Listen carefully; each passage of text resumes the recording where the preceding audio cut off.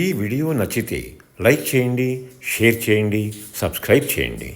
ఈ కింది బాక్స్లో తప్పక కామెంట్ చేయండి. ఈ కథ చాలా ట్రికీగా ఉంటుంది, కన్ఫ్యూజన్గా ఉంటుంది. కాబట్టి జాగ్రత్తగా ఫాలో అవ్వండి, చివరి వరకు చూడండి. ఈ వీడియోలో మనం ఒక వెరీ ఇంట్రెస్టింగ్ స్టోరీ గురించి తెలుసుకుందాం.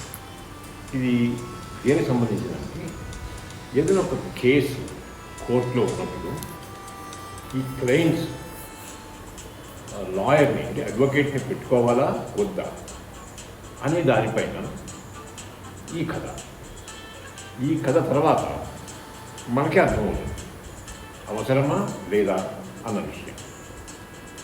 గిరిధర్ అనే ఒక వ్యక్తి చెక్ బౌన్స్ అవుతుంది, దానికోసం కోర్టుకు వెళ్ళాలనుకుంటాడు. శివప్రసాద్ అనే ఒక అడ్వకేట్ దగ్గరికి వెళ్తాడు. వెళ్ళి తన యొక్క ఈ చెక్ బౌన్స్ కేసు గురించి మొత్తం వివరిస్తాడు. వివరించిన తర్వాత ఈ మన గిల్ ప్రసాద్ ఊరుకుంటాడా, గిరిధర్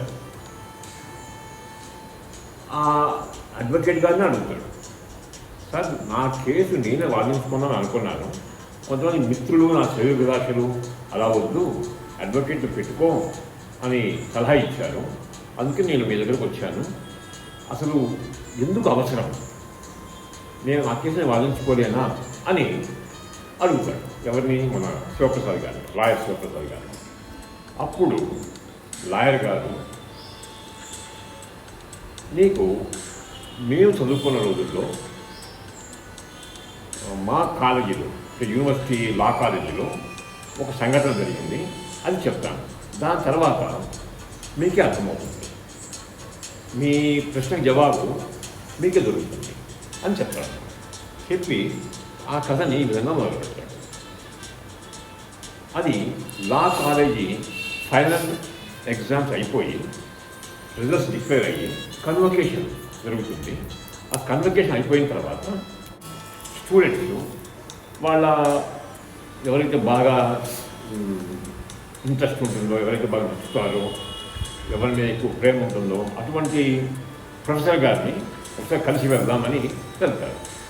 సో ప్రొఫెసర్ గారు చాలా ఆప్యాయంగా వాళ్ళందరినీ రిసీవ్ చేసుకొని, ఆల్ ద బెస్ట్ మీ అందరికీ, ఇక మీరు మీ వృత్తిలో మీ చదువు అయిపోయింది కాబట్టి ఎవరెవరు ఎలా వెళ్ళాలనేది మీరు నిర్ణయించుకోండి, ఏమైనా మీకు డౌట్లు ఉంటే అడగండి అని చెప్తాడు. ఇప్పుడు స్టూడెంట్స్ వాళ్ళ డౌట్స్ అడుగుతూ ఉంటారు, ప్రొఫెసర్ గారు ఆన్సర్ ఇస్తూ ఉంటారు, అది జరుగుతూ ఉంటుంది.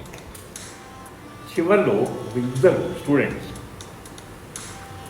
అడుగుతారు అన్నమాట, సార్ ఇంత చదివాము అంతా బాగానే ఉంది, కేసు ఏదైనా బయట నుంచే వస్తారు క్లయింట్స్, వాళ్ళ కేసు వివరాలు వాళ్ళకి తెలిసే ఉంటాయి కదా, మరి లాయర్ని పెట్టుకోవడం అవసరమా, ఎందుకు అవసరం అని అడుగుతారు.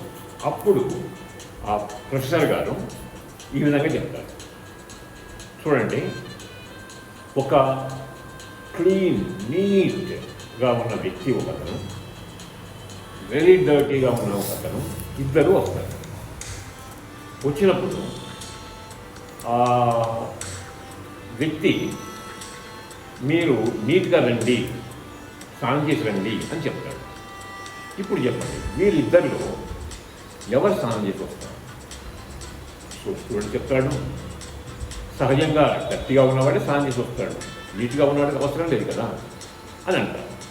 No, wrong. గట్టిగా ఉన్నవాడు అలవాటు లేదు, బద్ధకస్తుడు, వాడు ఎలాగూ స్నానం చేయడు. నీట్గా ఉన్నవాడికి అలవాటు రోజు స్నానం, సో స్నానం అనేది పెద్ద సమస్య కాదు, సో అతనే స్నానం చేసి వస్తాడు. ఇప్పుడు చెప్పండి, ఇద్దరు ఎవరు స్నానం చేసి వస్తారు? ఇప్పుడు స్టూడెంట్స్ ఏమంటారు? సో నీట్గా ఉన్నవాడే స్నానం చేసి వస్తాడు అని చెప్తాడు. మళ్ళీ ప్రొఫెసర్ గారు, నో,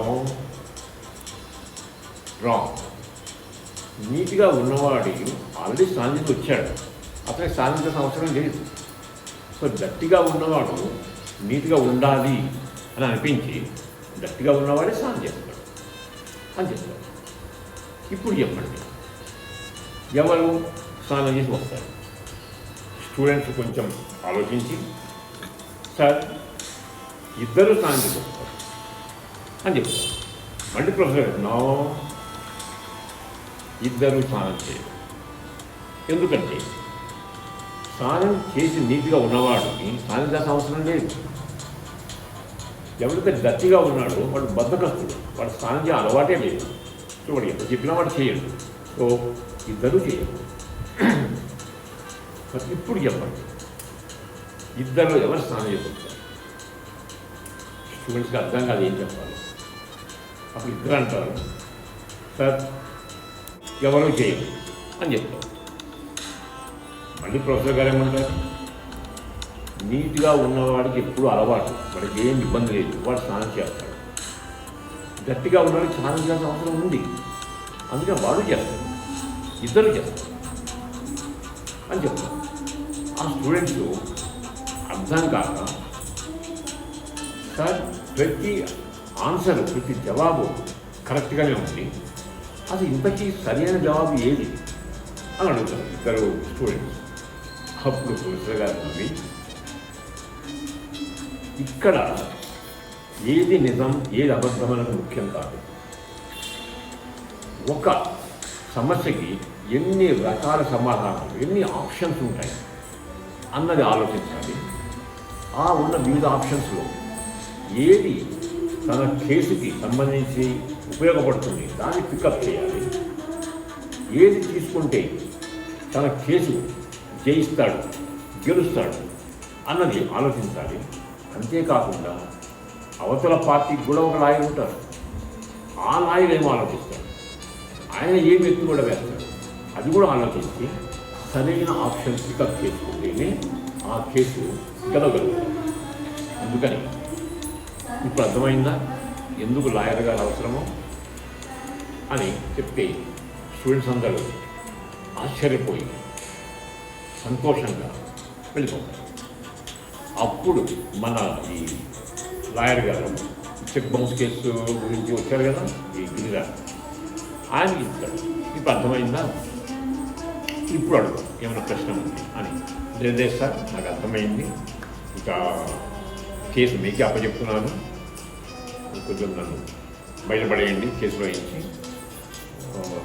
కోర్టు ఫీజులు మీ ఫీజు అంతా చెప్తే నేను అవన్నీ చూసుకొని మళ్ళీ మీ దగ్గరికి వస్తానని చెప్పి వెళ్ళిపోతాను.